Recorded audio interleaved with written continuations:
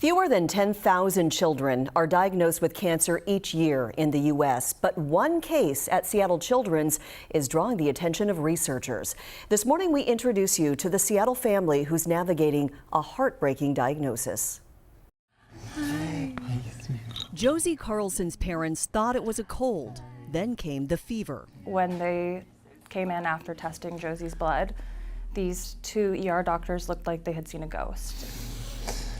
The diagnosis, unthinkable. My ears start ringing. I'm like leukemia, like cancer. At just 5 months old, Josie was diagnosed with acute lymphoblastic leukemia, or ALL, a rare and aggressive cancer that affects fewer than 100 infants a year in the U.S.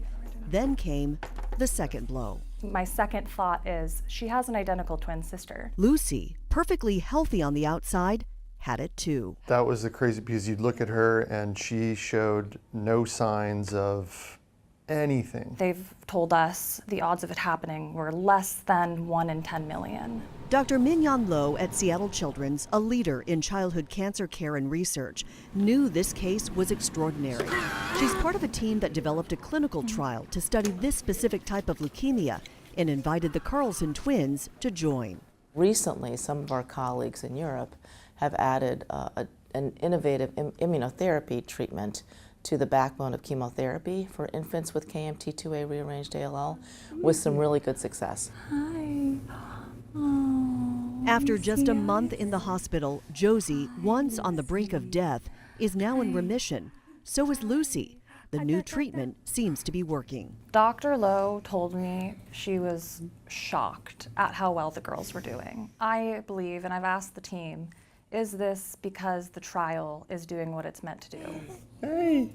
You want to get your sister? The chance to study infant leukemia, especially in twins, is almost unheard of. But now the research itself is at risk.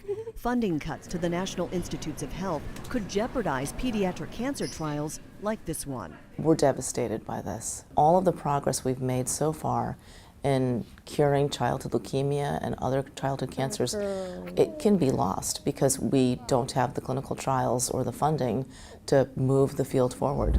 Only 4% of federal cancer research dollars go toward pediatric cancers.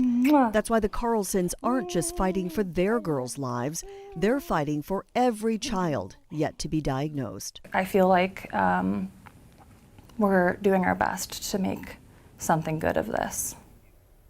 The Carlsons are now raising money for pediatric cancer research by participating in the Run of Hope next month. They're urging people to join them in the run and the walk or donate so more research can be funded and improve the survival rates for children with cancer. I asked them, what's the prognosis for Josie and Lucy at this point? Historically, only 40% of infants with this type of ALL are long-term survivors. So while they're in remission, that certainly could change very quickly. They're going to be going through chemotherapy for at least 2 years.